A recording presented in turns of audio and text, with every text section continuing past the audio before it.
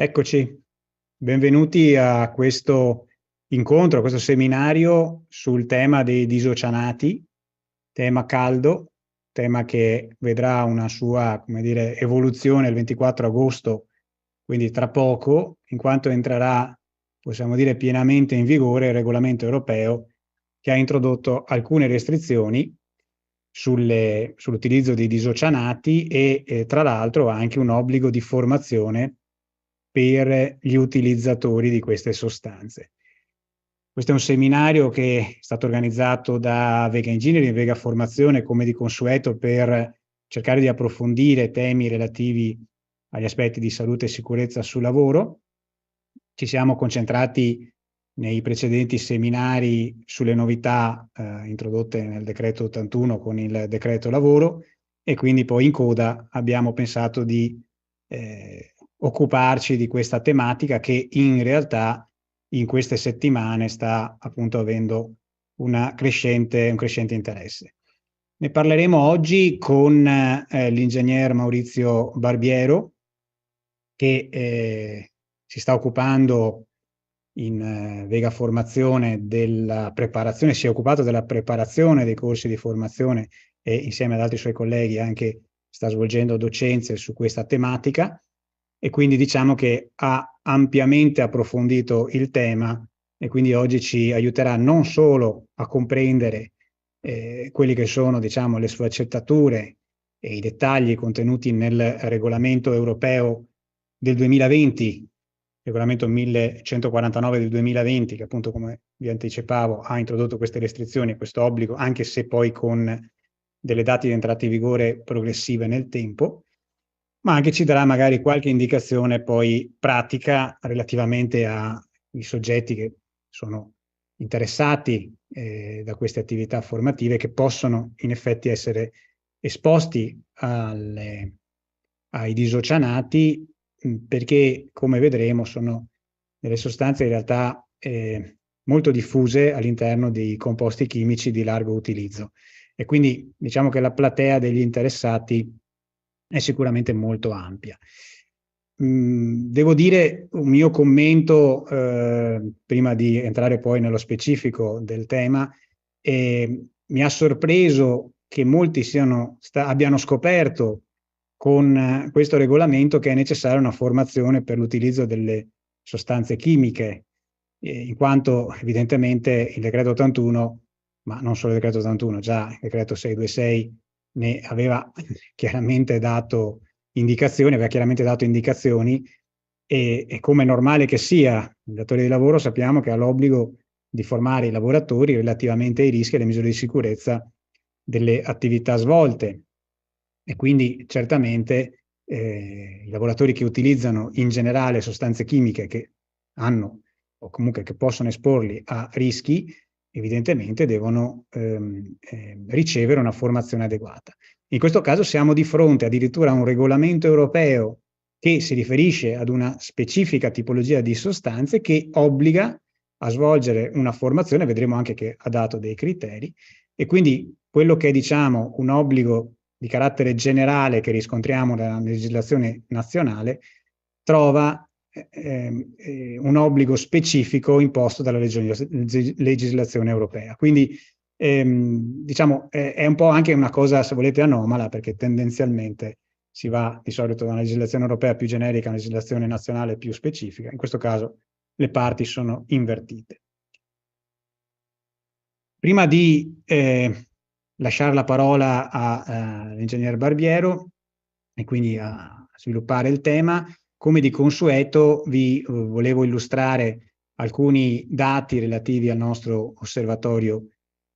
sulla sicurezza e ambiente, in particolare, visto che oggi il tema appunto è legato alla salute e sicurezza sul lavoro, volevo trattare con voi quelli che sono le statistiche sugli infortuni sul lavoro aggiornate, le più aggiornate che abbiamo a disposizione, che sono relative al mese di maggio. E diciamo che per quanto riguarda il dato macroscopico, dal confronto con l'anno scorso sostanzialmente si vede, per quanto riguarda, in questo caso stiamo osservando gli infortuni mortali, per quanto riguarda gli infortuni mortali, una sostanziale invarianza relativamente agli infortuni nei luoghi di lavoro. C'è un leggero aumento dell'1%, come vedete. C'è una diminuzione, si registra una diminuzione degli infortuni delle denunce di infortuni mortali diciamo, che sono avvenuti in itinere.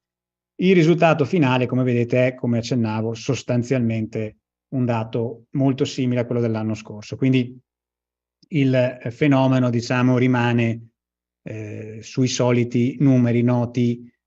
purtroppo negli ultimi anni. Per quanto riguarda poi le elaborazioni del nostro osservatorio, come sapete abbiamo pensato di zonizzare, di mappare l'Italia per andare ad analizzare poi il fenomeno regione per regione, utilizzando quella che è l'incidenza degli infortuni, ovvero il rapporto tra il numero di infortuni e il numero di occupati, questo per consentirci di poter fare dei confronti tra le varie regioni. Come ho detto più volte, questa necessità è nata perché quando normalmente si davano questi dati in termini assoluti, emergeva sempre che la Lombardia era la prima regione in Italia per infortuni mortali e non, e tutti si pensava che la Lombardia fosse la regione con il maggior rischio infortunistico. In realtà questo dato, che ancora oggi, se dovessimo vedere i dati assoluti, sarebbe confermato, è dovuto appunto al fatto che in Lombardia ci sono una quantità di lavoratori nettamente più alta rispetto alle altre regioni. Utilizzando l'incidenza dei morti sul lavoro, come vedete, in realtà la Lombardia non è tra le regioni peggiori. Ricordo le colorazioni, ma penso siano facilmente intuitive. Il rosso indica le regioni con il maggior rischio di infortunio, il bianco quelle con il minor rischio, passando per l'arancione e il giallo. Come si vede, la Lombardia è nella zona arancione, che vuol dire che è al di sopra della media nazionale, ma comunque al di sotto di un più 25% rispetto a questa media. Quindi non è, diciamo, una delle regioni a maggior rischio. Tra l'altro questi sono i dati, come accennavo, nei primi 5 mesi. Di solito a fine anno si vedono appunto situazioni in cui, anzi spesso la Lombardia negli ultimi anni è risultata al di sotto della media nazionale, quindi non certamente una delle regioni a maggior rischio. Per quanto riguarda le altre regioni, come vedete, volendo fare un commento, possiamo dire che al momento dove si rischia di più sono le regioni della Valle d'Aosta, il Trentino, il Friuli, l'Umbria e l'Abruzzo. Quindi questo è il dato a maggio di quest'anno. Per quanto riguarda poi le comunicazioni di servizio, prima di lasciare appunto la parola all'ingegner Barbiero, vi ricordo che questo seminario, come tutti gli altri che noi abbiamo svolto negli ultimi anni, in effetti, è disponibile gratuitamente nella nostra piattaforma e-learning, quindi chi non lo sta seguendo in diretta evidentemente lo potrà seguire successivamente attraverso questo, diciamo, canale. E invece per chi sta seguendo il seminario in diretta in questo momento, vi informo che riceverete un coupon sconto su tutti i corsi del nostro catalogo, quindi successivamente riceverete anche questa, diciamo, questo sconto esclusivo a voi riservato. Altra informazione che volevo darvi era quella di seguirci anche nei canali social, in particolare vi ricordo che siamo presenti su LinkedIn, Facebook, YouTube e anche su Instagram, anche perché anche in questo momento il convegno è in diretta sui primi 3 questi canali e quindi diciamo che sono anche degli altri mezzi con cui poterci seguire. Fra l'altro, se avrete domande come di consueto a cui risponderemo in diretta, fatele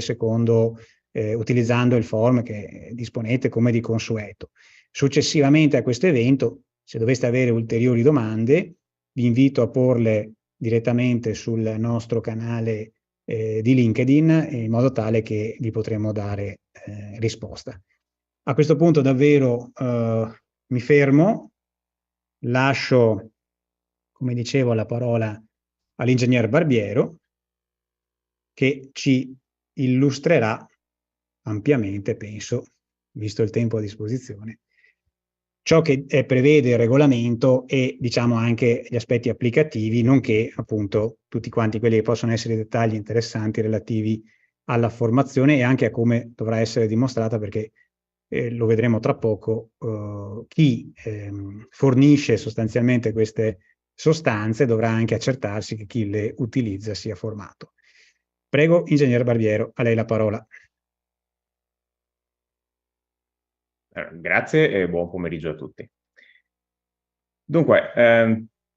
innanzitutto, buon pomeriggio ancora. Parliamo di questa tematica appunto scottante in questa fase, visto che siamo a ridosso dell'entrata in vigore definitiva e completa del regolamento 1149 del 2020, che è stato pubblicato nell'ambito di quello che è il funzionamento del mercato degli agenti chimici pericolosi nell'Unione ai sensi del regolamento REACH. Ecco, questo regolamento introduce appunto una restrizione specifica per l'immissione nel mercato, per la commercializzazione di prodotti contenenti isocyanati, che per l'appunto ha destato un po' di stupore, soprattutto per il contenuto, in quanto diversamente da altre restrizioni pubblicate in anni passati, non punta direttamente solo sul materiale in circolazione, ma punta anche sull'adozione di specifiche misure di prevenzione e protezione da parte di chi poi sarà destinato all'impiego. Innanzitutto trovo doveroso chiarire un po' di cosa stiamo parlando, visto che è il regolamento REACH a definire la possibilità di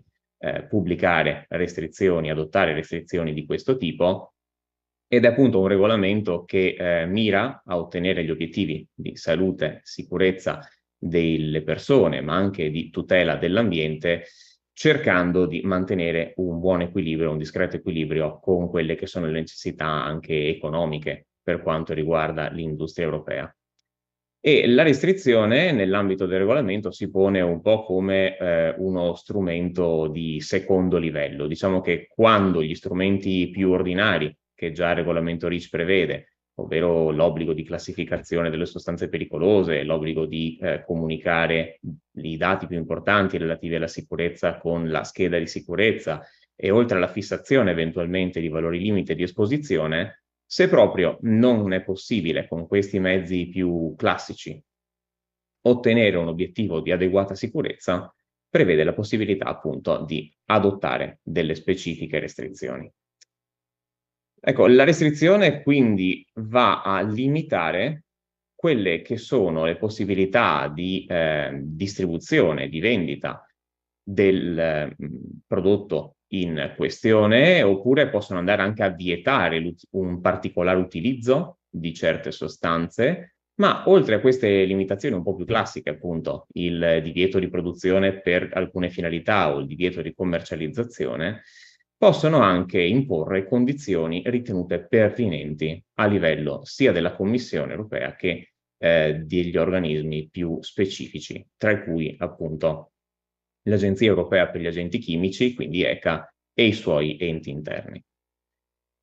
E le restrizioni possono riguardare anche solo una singola sostanza solamente nel suo stato puro, piuttosto che, come in questo caso, come componente all'interno di miscele o addirittura come componente a qualsiasi titolo di un determinato prodotto o articolo.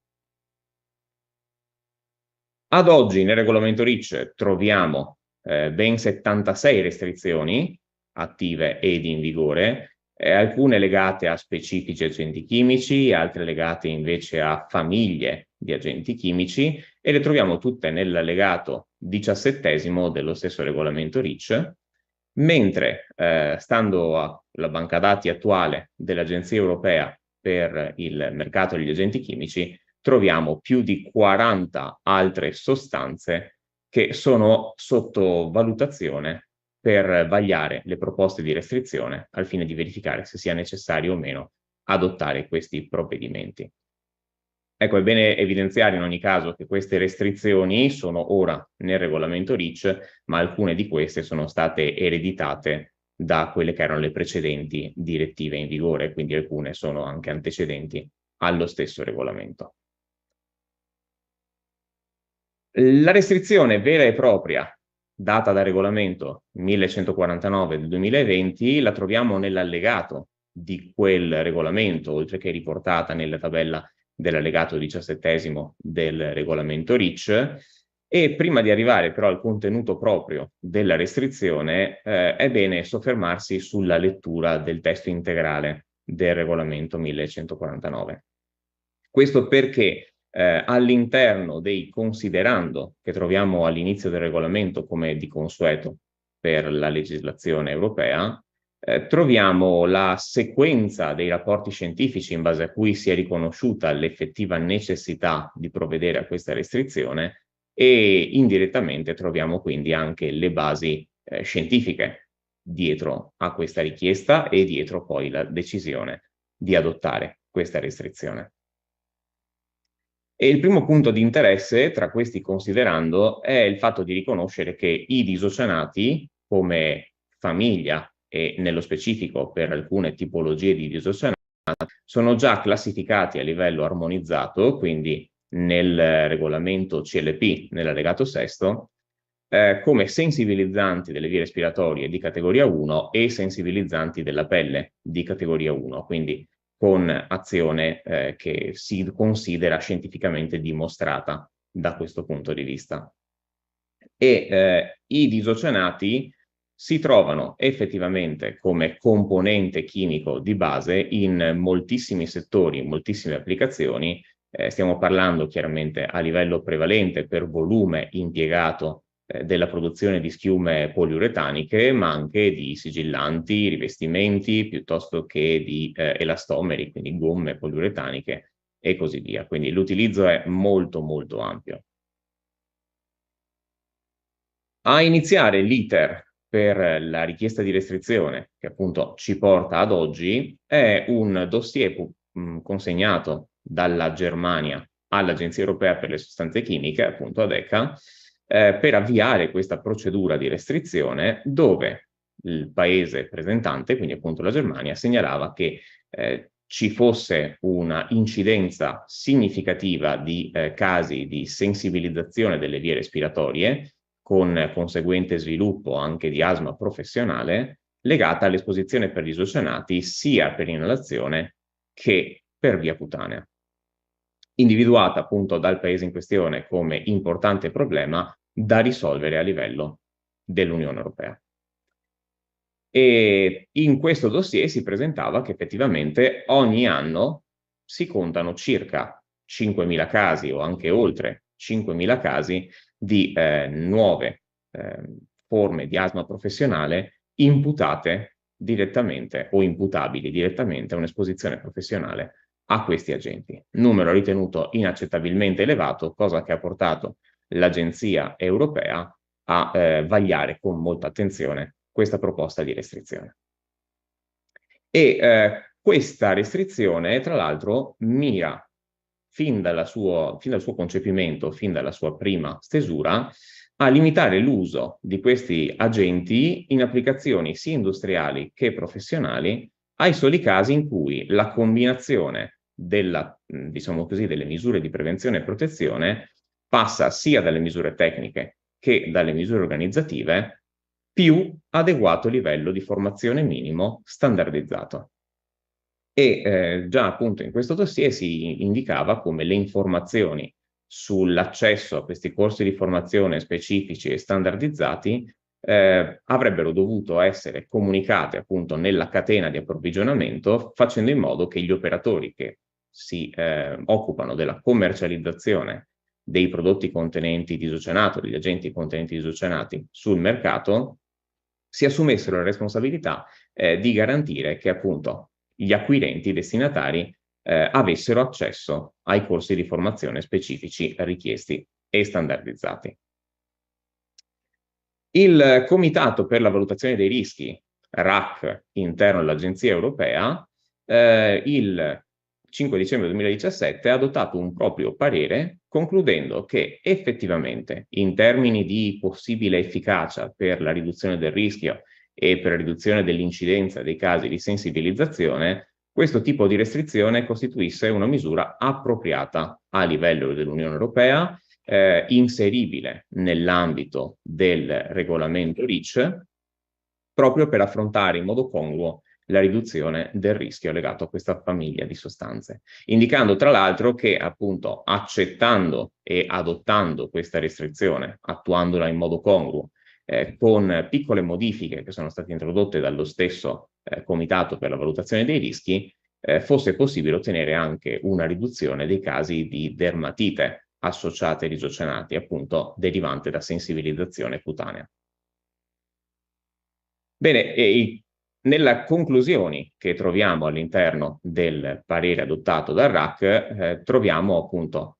la valutazione che tutti i lavoratori che si occupano di manipolare questo tipo di sostanza dovrebbero disporre di conoscenze specifiche dei pericoli che derivano dall'utilizzo, dall'impiego di queste sostanze e quindi essere consapevoli di quelle che sono le buone pratiche di lavoro necessarie per abbattere i rischi associati all'uso professionale di questi particolari agenti, compreso chiaramente, quando del caso, le modalità d'uso corrette di dispositivi di protezione individuale eventualmente necessari. E all'interno del suo parere è stato proprio questo comitato a stabilire che questo limite dello 0,1% in peso che troviamo poi all'interno della stessa restrizione fosse un limite adeguato in quanto corrispondente al limite di concentrazione minimo che esiste per gli specifici disocyanati classificati come sensibilizzanti delle vie respiratorie di categoria 1 per ritenere il prodotto risultante a sua volta sensibilizzante. E tra l'altro, all'interno di questo stesso parere è interessante notare che lo stesso comitato dell'Agenzia Europea per gli Agenti Chimici ha valutato che attuare un valore limite di esposizione vincolante o anche solo indicare un limite indicativo per l'esposizione professionale sarebbe una misura insufficiente a garantire la tutela dei lavoratori perché a livello scientifico non si dispone ancora di dati che stabiliscano una soglia d'effetto per la sensibilizzazione.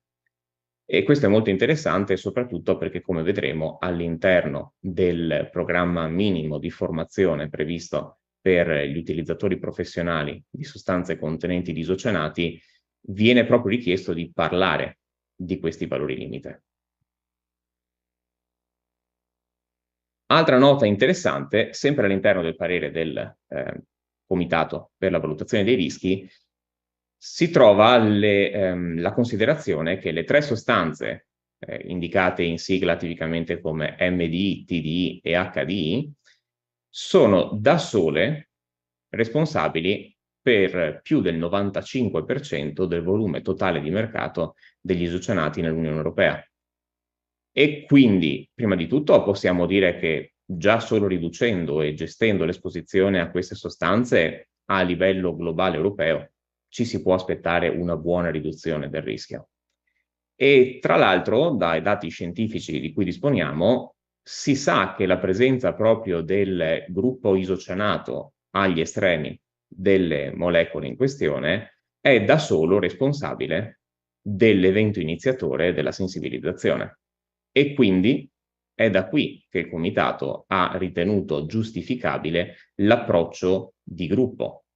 Dunque, ha ritenuto giustificato trattare tutti i disocyanati con la stessa proposta di restrizione, senza formulare all'interno del regolamento un elenco dettagliato di quali siano questi agenti, anche perché, tra le altre considerazioni necessarie, nella maggior parte dei casi in cui si riconosce l'origine professionale da esposizione ad isocyanati dell'asma professionale, non troviamo indicazioni su quale sia stato lo specifico disocianato a generare questo effetto. Quindi, nel dubbio, conoscendo il meccanismo d'azione, dove c'è doppio gruppo isocianato, sappiamo che esiste questa criticità. Per quanto riguarda invece gli altri tipi di isocianati, quindi sia i poliisocianati, molecole che contengono più di 2, quindi gruppi isocianato, piuttosto che monoisocianati, il RAC ha ritenuto che, pur non essendoci prove dirette della sensibilizzazione respiratoria, non si può escludere un qualche rischio di sensibilizzazione. Tuttavia, in assenza di dati scientifici attualmente ritenibili sufficienti, non è stato ritenuto opportuno includerle nell'ambito della restrizione, ma il sospetto rimane e non si può escludere questa criticità. Veniamo ora al contenuto esplicito, quindi, della restrizione. Partiamo dal divieto di utilizzo di questi agenti come costituenti di altre sostanze, in miscele o anche da soli per usi industriali e professionali a partire appunto dal 24 agosto del 2023, a meno che o la concentrazione nel prodotto commercializzato di isocianati sia inferiore allo 0,1% in peso, oppure a meno che il datore di lavoro o il lavoratore autonomo garantisca che chi poi andrà a utilizzare a livello industriale o professionale i materiali, i prodotti contenenti questo agente, abbiano completato con esito positivo una formazione sull'uso sicuro di queste sostanze prima di impiegarle. E la prima soglia di entrata in vigore invece dello stesso regolamento è partita, meglio, l'abbiamo trovata il 24 febbraio 2022, data a partire da cui i contenitori, gli involucri sostanzialmente, di materiali contenenti isocianato sopra lo 0,1% in peso dovessero riportare l'informazione in etichetta che a partire dal 24 agosto 2023 l'uso industriale o professionale risulta consentito solo dopo aver ricevuto una formazione adeguata. Quindi in una voce visibilmente separata, questa frase deve essere presente sugli imballaggi di tutti i materiali immessi sul mercato a partire dal 24 febbraio dell'anno scorso, ma è dal 24 agosto 2023 che entra effettivamente in vigore questo obbligo formativo. E per utilizzatori industriali e professionali, all'interno della restrizione si intendono i lavoratori e i lavoratori autonomi che manipolano disocianati, in quanto tali come costituenti di sostanze o miscele diverse sopra lo 0,1% in peso, per usi industriali e professionali, oppure di coloro che sono incaricati della supervisione di questi compiti.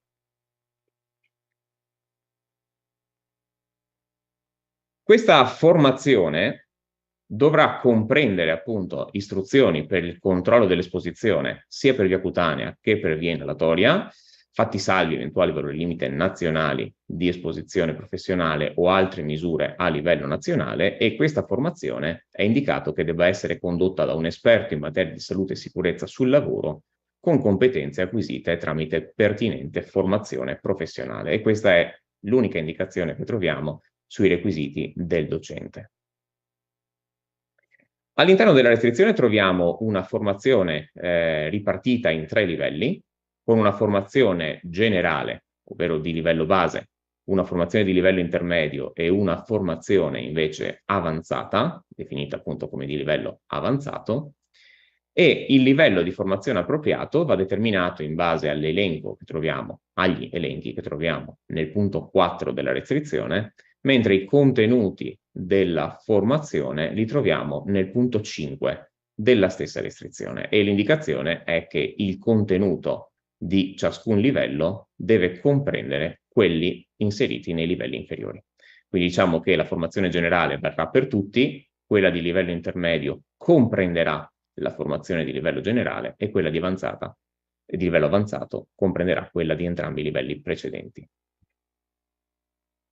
Partiamo dal contenuto della formazione di base, che appunto è richiesta per tutti gli usi industriali e professionali,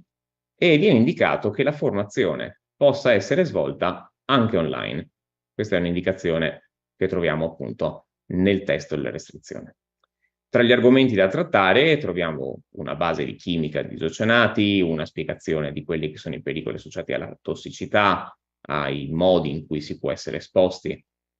ai isocyanati e appunto una voce relativa ai valori limite di esposizione professionale. Chiaro, l'indicazione è verosimilmente legata al fatto che in alcuni paesi europei sono stati fissati questi valori limite, pur essendo questa indicazione parzialmente in contrasto con il parere appunto del Comitato per la valutazione dei rischi. Troviamo la necessità di parlare, di trattare di come si sviluppa la sensibilizzazione, odore come segnale di pericolo, recita la voce e appunto presumibilmente anche questa si riconduce al fatto che pur nei paesi dove è stato fissato un valore limite di esposizione, le prove sperimentali effettuate nel tempo dimostrano che la soglia di percezione olfattiva è tendenzialmente ben superiore rispetto ai valori limite quando fissati. Inoltre faranno parte della formazione di base anche nozioni sulla volatilità di questi agenti, sulle loro caratteristiche di viscosità in relazione anche alla temperatura, chiaramente fattori influenzati anche dal peso molecolare degli isocyanati, anche se come osservazione puramente personale forse entrare così nel dettaglio, visto che questa formazione risulta rivolta soprattutto a un uso pratico, operativo, potrebbe essere anche un eccesso di zelo. Misure di base di igiene personale, attrezzature per la protezione individuale, quindi prevalentemente DPI, istruzioni pratiche per uso corretto e limitazioni all'efficacia dei DPI, esposizione per contatto cutaneo, esposizione inalatoria, i rischi connessi ai particolari processi di applicazione, sistemi per proteggere cute e vie respiratorie. In alcuni punti questo elenco pare essere ridondante, ma l'importante è trattare tutti questi punti, l'importanza della ventilazione come misura tecnica, la necessità di garantire la pulizia, soprattutto in caso di fuoriuscite e nella gestione delle attività di manutenzione, lo smaltimento dei vuoti, la protezione degli astanti, ovvero potremmo dire la protezione di tutti gli altri soggetti potenzialmente esposti al rischio chimico, pur non facendo parte di chi utilizza attivamente questi agenti contenenti gli isocyanati. E poi si parla di individuazione di alcune fasi critiche per la manipolazione, inserendo dettagli relativi alle norme nazionali specifiche, laddove presenti e pertinenti, e qualche appunto sulla sicurezza basata sui comportamenti. Non l'abbiamo inserito tra le voci di questo elenco, ma nella restrizione lo si trova, è riportata l'indicazione di attestare, di dimostrare il completamento con successo di questa forma, di questa parte della formazione. Quindi di fatto sarà necessario disporre di una qualche documentazione, di un attestato con il quale eventualmente poi documentare appunto il possesso di questa formazione. Per quanto riguarda la formazione di livello intermedio, troviamo un'indicazione di quelli che sono i settori per cui è richiesta. E si parla di manipolazione di miscele all'aperto, quindi potenzialmente in assenza di sistemi specifici di mitigazione del rischio, di applicazione a spruzzo in cabina ventilata, di applicazione a rullo, a pennello, per immersione, trattamenti meccanici svolti su articoli non completamente essiccati, quindi non completamente polimerizzati, pulizia, gestione dei rifiuti e qualsiasi altro uso con esposizione simile. Questa è chiaramente frase che è destinata inevitabilmente a generare un po' di grattacapi, ma vedremo tra un istante che l'approccio per la selezione del livello di formazione adeguato dovrebbe aiutare a fugare questi dubbi. E appunto, oltre a tutti i contenuti che abbiamo già elencato prima, è richiesto di trattare approfondimenti sul tema della sicurezza basata sui comportamenti, quindi una parte di behavior-based safety. Viene richiesto di approfondire anche il tema della manutenzione, della gestione dei cambiamenti sul luogo di lavoro o magari anche solo sulla composizione degli agenti utilizzati, come valutare e l'importanza di rivalutare le istruzioni di sicurezza già esistenti e poi rischi specifici connessi agli eventuali processi di applicazione. Chiude il set dei livelli di formazione, quella di livello avanzata, e qui troviamo che l'obbligo ricade per chi impieghi queste sostanze manipolando articoli non completamente appunto essiccati, non completamente reagiti. Si parla di applicazioni nelle attività di fonderia, dove quindi il materiale può essere anche eventualmente fortemente riscaldato, di manutenzioni e riparazioni, dove è necessario accedere a attrezzature, manipolazione all'aperto di formulazioni calde, applicazione a spruzzo all'aperto e qualsiasi altro tipo di uso con esposizione simile. Questa formazione avanzata, oltre a tutti i contenuti di cui abbiamo già parlato, dovrà inserire la trattazione delle eventuali certificazioni che potrebbero essere necessarie per gli usi specifici e quindi chiaramente richiede a chi organizzi questa attività formativa di accertarsi prima dell'eventuale necessità appunto di disporre di ulteriori certificazioni, di ulteriori attestati, di ulteriori documenti necessari per lo svolgimento dell'attività. Si parla di applicazione a spruzzo fuori dalle apposite cabine di verniciatura e di manipolazione all'aperto appunto di formulazioni calde. Dicevamo, può essere un po' complesso alla lettura semplice degli elenchi definire qual è il livello appropriato per la propria azienda o per il proprio personale o per l'uso proprio quando parliamo di lavoratori autonomi, ma considerando come è stato steso l'elenco delle attività che richiedono i vari livelli, possiamo approcciarci con un diagramma come quello che stiamo appunto vedendo insieme. E sicuramente andando per esclusione, domandandoci prima se può essere necessaria la formazione di livello avanzato, in caso contrario se può essere ritenuta sufficiente la formazione di livello intermedio e laddove non emergesse la necessità chiara di effettuare formazione di livello avanzato o intermedio, sarà sufficiente la formazione di base. Ecco, tra le altre note che troviamo nella restrizione c'è l'indicazione che la formazione sia conforme con le disposizioni stabilite dagli Stati membri, in particolare dallo Stato membro in cui opera l'utilizzatore industriale o professionale.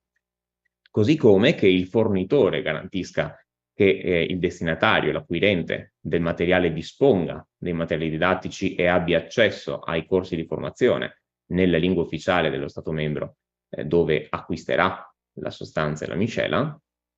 e il datore di lavoro o lavoratore autonomo saranno tenuti a documentare il completamento con esito positivo di questo specifico percorso formativo che ha valenza quinquennale e che quindi deve essere rinnovato almeno ogni 5 anni.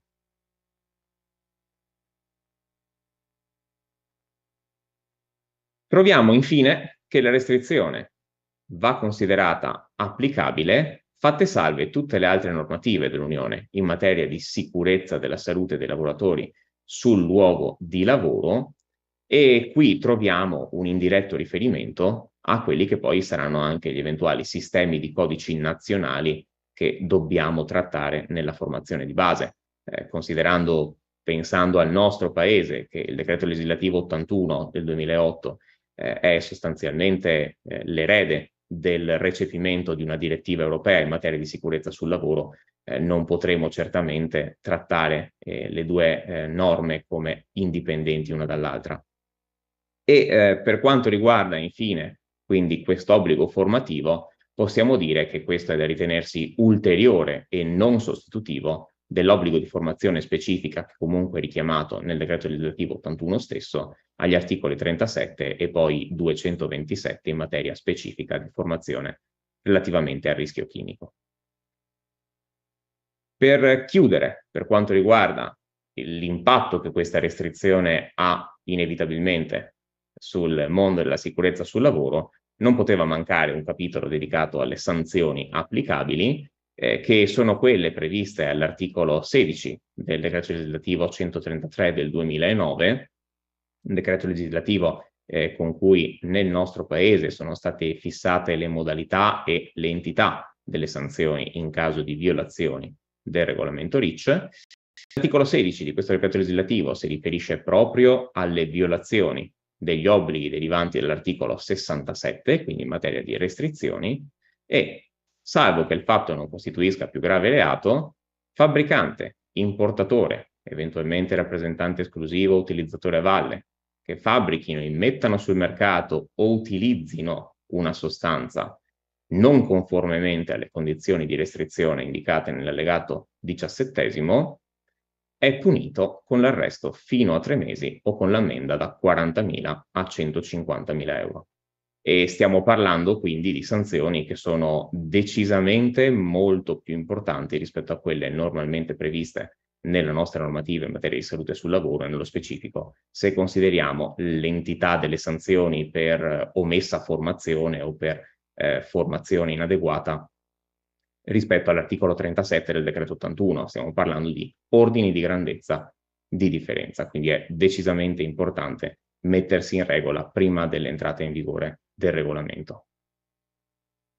Ecco, questo credo che concluda un po' sia le motivazioni, la storia. Ho ritenuto opportuno vedere per quale motivo il nostro sistema europeo si sia concentrato e accanito in un certo senso su queste sostanze e non su molte altre. Questa è una domanda che sia personalmente sia con altri colleghi ci siamo posti. Perché i disocyanati sì ed altre sostanze potenzialmente anche peggiori no? Beh, ecco, sicuramente c'è una base scientifica, ma soprattutto un lungo iter a livello europeo che dal 2016 ha portato all'applicazione della restrizione solo al 24 agosto 2023.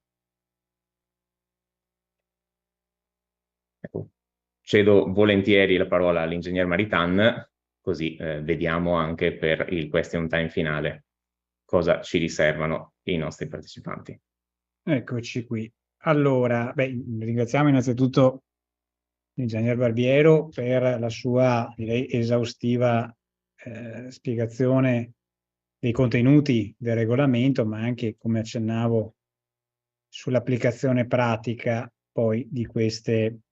indicazioni. Devo dire che ovviamente ci sono molte domande, alcune delle quali diciamo, citano dei casi specifici, e come di consueto in questo diciamo, momento finale del seminario cercheremo di andare a cogliere quelle con carattere più generale, quindi potranno avere l'interesse dei più. Quelle invece di carattere più specifico provvederemo a rispondere in un momento successivo. E allora, ci aiuteranno anche, direi, alcune di queste a ripassare alcuni dei punti che abbiamo finora visto. Allora, dunque, innanzitutto vado con l'ordine con cui le vedo qui, sono arrivate, quindi può darsi che faremo dei salti avanti e indietro, ma l'azione sull'uso di disocianati può rientrare all'interno dell'aggiornamento della formazione dei lavoratori, di cui viene citato qui naturalmente il decreto 81 e l'accordo Stato-Regioni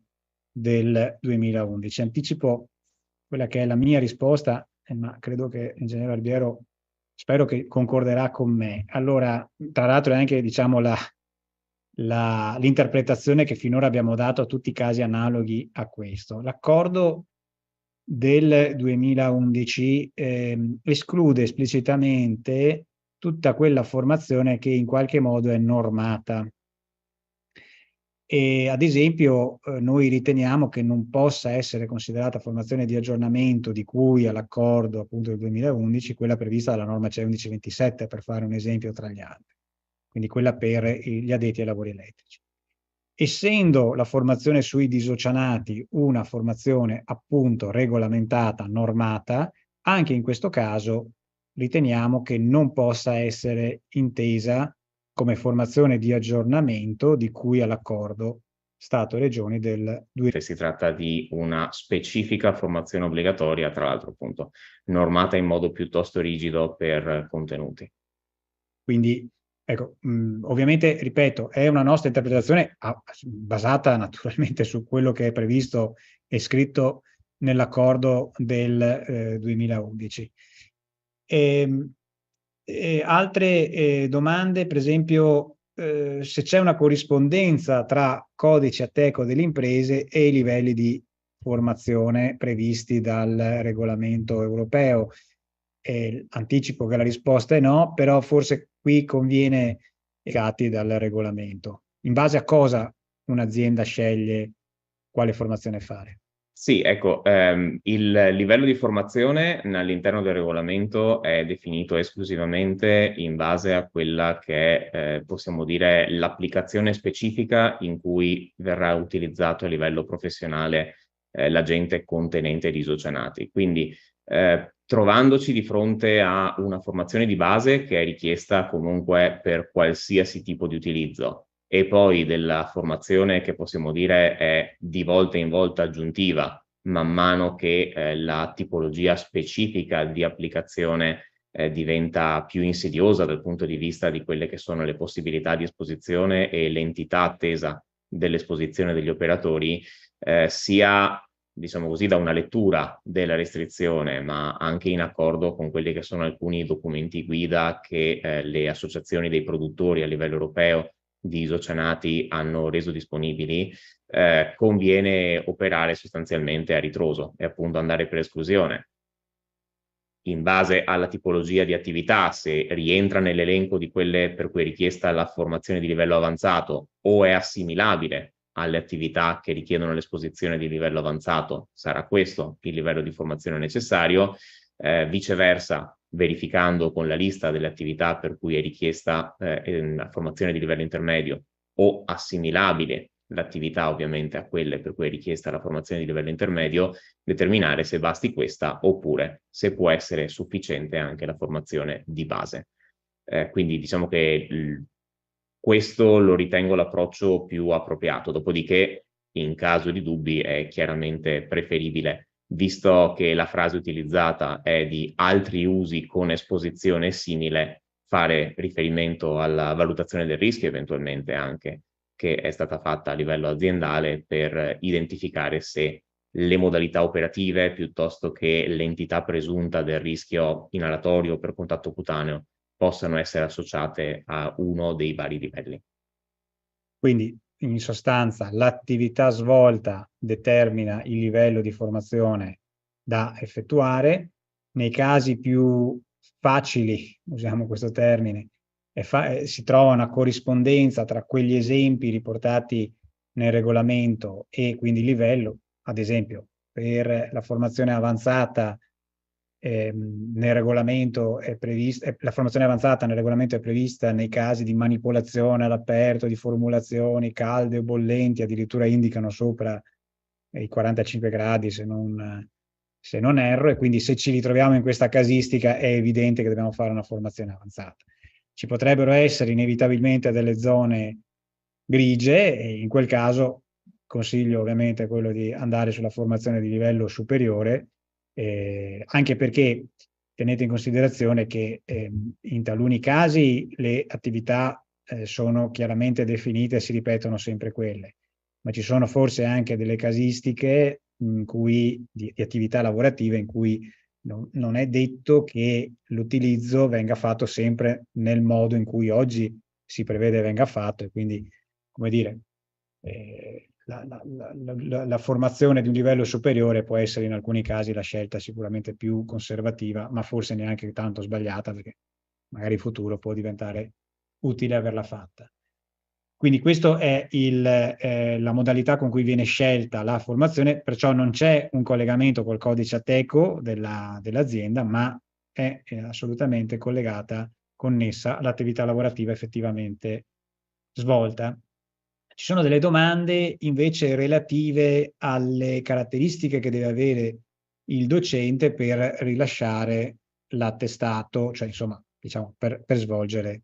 il corso. Anche qui l'abbiamo accennato prima, però forse è meglio ribadire e chiarire questo aspetto, perché nel regolamento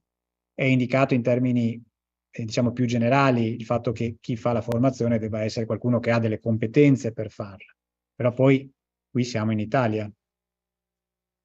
Sì, ed effettivamente appunto la stessa restrizione fa riferimento al fatto che questa formazione erogata debba essere conforme alle disposizioni dello Stato membro in cui opererà poi l'utilizzatore industriale o professionale. Da questo possiamo sicuramente, oltre a considerare la richiesta competenza, ma non meglio specificata, che richiede il regolamento, che valgano comunque gli altri requisiti che in Italia sono obbligatori per la formazione obbligatoria in materia di salute e sicurezza sul lavoro. Trattandosi di corso di formazione che diviene obbligatorio da regolamento, quindi da norma europea direttamente applicabile in tutti i Paesi membri,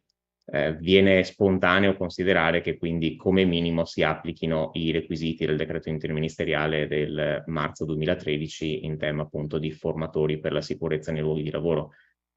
Chiaramente nell'area tematica, in questo caso relativa ai rischi tecnici e ai rischi per la salute, e la competenza specifica in materia quantomeno di rischio chimico.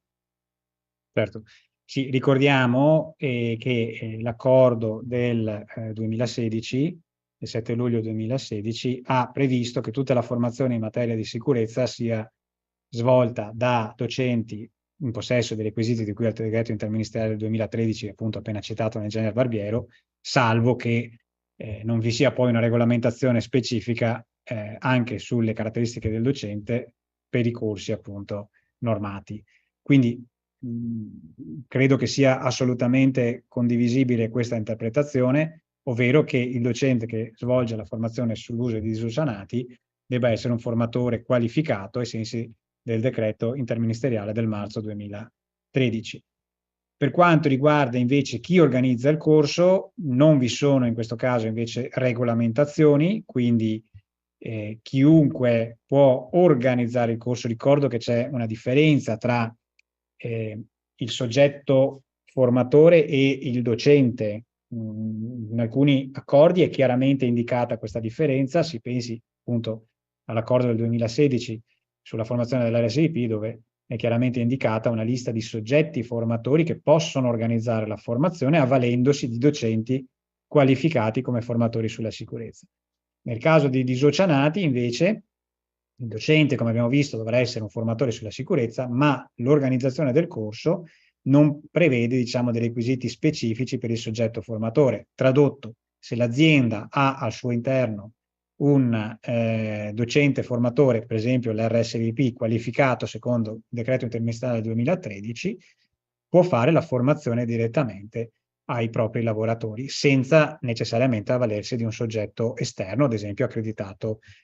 secondo i regolamenti delle varie regioni.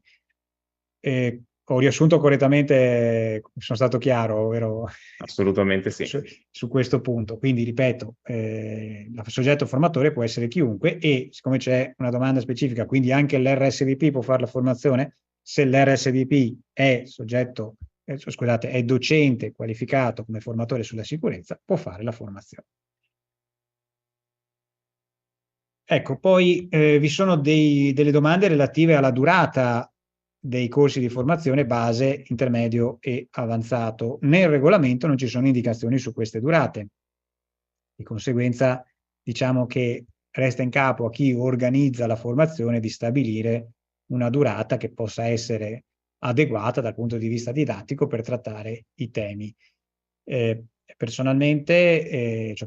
o meglio, Vega Formazione ha organizzato corsi, stiamo svolgendo corsi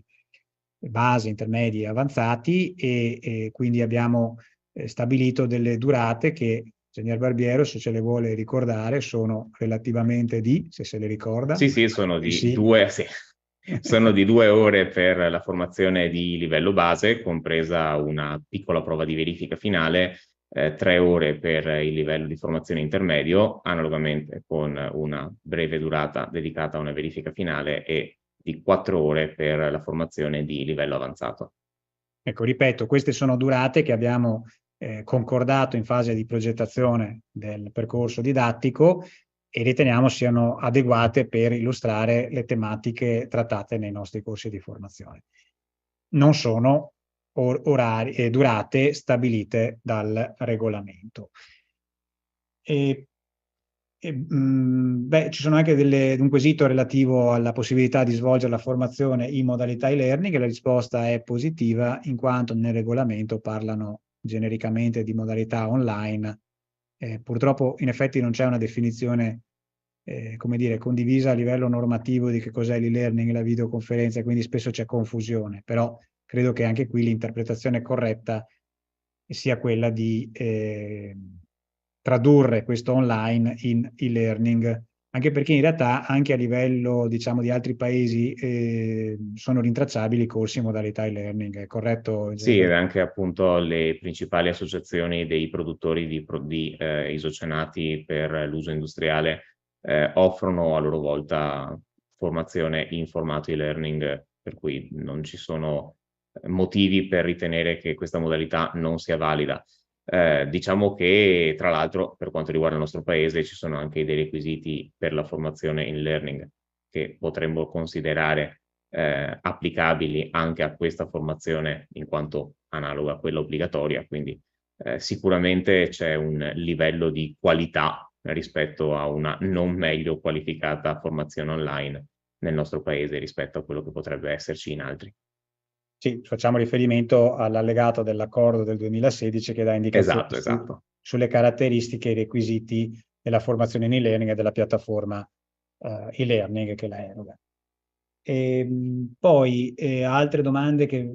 possono, diciamo, essere così interessanti dal punto di vista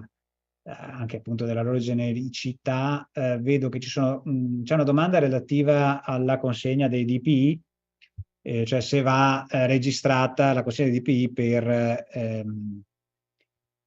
ovviamente che devono essere utilizzati dai lavoratori che fanno uso di prodotti contenenti di isocianati. Io qua mi sento di ripetere quello che si è sempre detto per qualsiasi altra situazione in cui vi sono dei rischi che devono essere gestiti attraverso l'utilizzo di dispositivi di protezione individuali, ovvero che la consegna, benché non sia esplicitamente scritto nel decreto 81, debba essere registrata in modo da attestare che il datore di lavoro fornisce i DPI. Non mi risulta che nel regolamento sia scritto nulla di specifico relativamente a questo aspetto, vero? No, assolutamente. Il regolamento si premura solo di specificare appunto la porzione riferita alla formazione. Le eventuali indicazioni sui DPI e sull'incidenza che possono avere per la sicurezza la si trova eventualmente andando a spulciare nel rapporto del Comitato per la valutazione dei rischi, ma lo sconsiglio a chi non è fortemente interessato, perché sono più di 400 pagine di rapporto, non è esattamente Non è esattamente di facile lettura, ecco, possiamo dire che di sintetica lettura. no. Un'altra, ecco, in effetti l'avevo forse anticipato io all'inizio, ma vedo che qualcuno lo chiede. Il fornitore deve verificare che l'acquirente del prodotto abbia fatto la formazione? Beh, questo è quanto è stabilito a livello di regolamento, perché troviamo l'indicazione che possa essere venduto l'eventuale prodotto contenente anzi a partire dallo 0,1% in peso per l'uso professionale solo a chi abbia questa formazione, a chi sia in possesso di questa formazione. E tra l'altro è indicato in coda tra le ultime battute, possiamo dire, della restrizione, che il datore di lavoro, che eventualmente sia acquirente piuttosto che il lavoratore autonomo, sia in grado di documentare il completamento con esito positivo di questa formazione. Quindi parliamo proprio di una restrizione che riguarda il mercato a partire dall'acquisto. Quindi direi che eventualmente dovrà almeno acquisire un'attestazione del fatto che si è consapevoli di questa restrizione e che gli utilizzatori poi saranno in possesso di questa formazione specifica.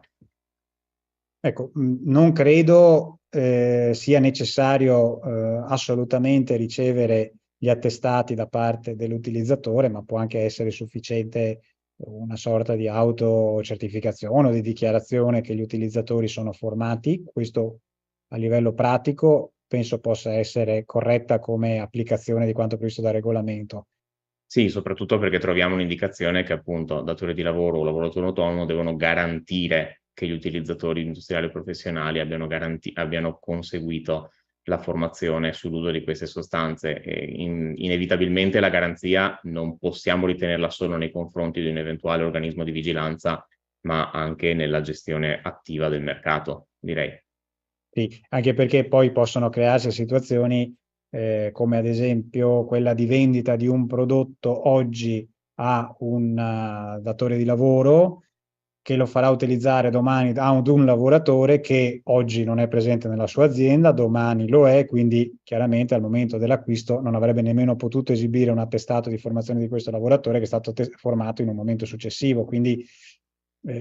poi all'atto pratico evidentemente questa richiesta verrà risolta da parte del venditore attraverso una dichiarazione rilasciata da parte dell'acquirente che farà utilizzare il prodotto da persone formate e naturalmente poi queste persone dovranno essere formate prima di utilizzare il prodotto. Sì, tra l'altro un documento di questo genere dà la doppia garanzia, è l'occasione per il fornitore di ricordare l'obbligo e per l'acquirente di attestare che è consapevole di questo obbligo e che non concederà in uso la sostanza a chi non abbia la formazione pertinente. Certo, qualcuno è anche arrivato allo stesso, cioè, ha colto un dubbio che è lo stesso su cui ci siamo confrontati qualche giorno fa proprio con io e l'ingegnere Barbiero relativamente alla vendita, diciamo quasi al dettaglio di questi prodotti, perché sono in alcuni casi, stiamo parlando di prodotti così difficili da reperire in commercio, sono anzi piuttosto frequenti, e quindi in questa vendita al dettaglio chi vende questo prodotto dovrebbe capire se chi lo acquista è un lavoratore o meno, no? Perché? Perché dal punto di vista del regolamento l'applicazione di quanto abbiamo detto si fa verso i lavoratori autonomi, quindi chi fa un uso professionale. Ma se lo stesso lavoratore dovesse farne un uso privato a casa sua, evidentemente uscirebbe dal campo di applicazione del regolamento, è corretto, no? Sì, certo, l'indicazione è appunto proprio quella dell'uso professionale e industriale. Quindi È per chiaro. capire laddove vendono prodotti per il fai da te, tra i quali si potrebbero trovare dei prodotti contenenti disocianati, il privato lo può acquistare senza dover dimostrare nessuna formazione, competenza, quant'altro nell'utilizzo. Se lo stesso privato va ad acquistarlo come lavoratore autonomo, come viceversa, deve dimostrare che ha questa formazione. Sì, rimane fermo l'obbligo poi per il venditore di informare l'acquirente, senza dover indagare poi su quello che sarà l'utilizzo effettivo, del fatto che se l'acquisto è per uso professionale la formazione è obbligatoria. Ecco. Certo. E dopodiché rimane anche il dubbio di come fa il venditore a capire se chi lo sta acquistando in quel momento è un utilizzatore professionale o privato. Teoricamente, se è professionale, dovrebbe diciamo farsi rilasciare una fattura, nell'altro caso no, però non è detto che le cose vadano sempre in questo modo. Chiaro che questi poi sono aspetti applicativi di dettaglio su quali non andrei a soffermarmi, a perdermi eccessivamente. Nella gestione tipica di un'azienda di solito questi prodotti vengono acquistati con altre modalità, però non è detto perché vi possono essere attività tipiche, possono essere quelle degli impiantisti idraulici, elettricisti che magari fanno un acquisto molto più limitato come consumo e potrebbero anche effettivamente andarsi a rivolgere su negozi di questo tipo. Certo. Allora, ecco, sì, vi lascerei con l'ultima risposta all'ultima domanda, ce ne sono molte altre, come di consueto ci impegniamo a rispondere nei prossimi giorni inviando ai richiedenti appunto la risposta al loro quesito. Come avevo tra l'altro anticipato, se poi successivamente alla conclusione di questo incontro voleste fare altre domande, voleste chiarire altri dubbi, potete porli sul nostro canale di LinkedIn, dove tra l'altro è disponibile la diretta di questo seminario. Ecco, l'ultima domanda e l'ultima risposta è relativa alle sanzioni, perché qualcuno dice sì, no, ma le sanzioni si riferiscono a chi? Cioè se io non formo il mio lavoratore, prendo una multa di qualche decina di migliaia di euro? E la risposta mestamente è sì, si parla nel decreto legislativo appunto 133 del 2009 di violazioni in merito all'articolo 67 sulle restrizioni e quindi trattandosi di una restrizione che pone a carico del fornitore, del venditore, l'onere di segnalare la necessità di formazione e chiaramente di vendere solo a quell'utilizzatore professionale che sia eventualmente disposto a riconoscere quest'obbligo e attestare che eventualmente ha già soddisfatto quest'obbligo. Appunto, la restrizione si applica a tutte le figure coinvolte e l'articolo specifico chiede che la sanzione si applichi a tutte le parti coinvolte. Quindi, citando testualmente, anzi, possiamo anche magari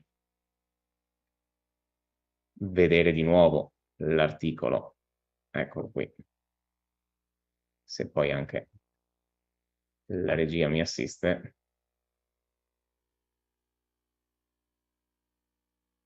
Che si tratta di un obbligo che riguarda proprio nello specifico sia fabbricante, importatore, rappresentante, utilizzatore a valle che immetta sul mercato in violazione della restrizione, sia per chi poi utilizzi la sostanza in quanto tale o come componente non conformemente alla restrizione. Quindi diciamo che la sanzione è sia a monte che a valle nella catena. C'era una sanzione e l'hanno applicata tout court a tutti quelli che vanno in violazione del regolamento. Esatto. Quindi fate molta attenzione, perché in questo caso la mancata formazione può costare una cifra esorbitante. Detto questo, e purtroppo vi lascio con questa cattiva notizia, non è la mia intenzione rattristarvi un giovedì quasi di fine luglio, ricordandovi tra l'altro che quasi a fine agosto, cioè il 24 di agosto, entra in vigore appunto questa norma, ovvero dal 24 di agosto è obbligatoria la formazione per gli utilizzatori di disoceanati, non ci sono periodi intermedi, li hanno già messi, li hanno già fatti, ce li siamo già consumati, perché era questo il periodo intermedio, diciamo, tra la fase di prima applicazione e quella conclusiva in cui entrava in vigore appunto completamente il regolamento, prevedendo appunto l'obbligo di formazione, per cui attenzione al 24 di agosto, alcuni di voi saranno probabilmente al mare, altri no, fate attenzione alla scadenza. Detto questo, vi ringrazio gli oltre 600 partecipanti a questo seminario che evidentemente, come avevo detto all'inizio, tratta un tema caldo e anche su cui evidentemente c'era molto interesse, perché, come avevo accennato, la tematica, o meglio i prodotti contenenti disoceanati sono molto diffusi e interessano evidentemente molti settori. Quindi, dicevamo, un grande interesse per questo tema. Ringrazio l'ingegner Barbiero per la sua chiarissima illustrazione e vi do appuntamento ai prossimi incontri che faremo per appunto andare a illustrare le novità normative. Vi ricordo di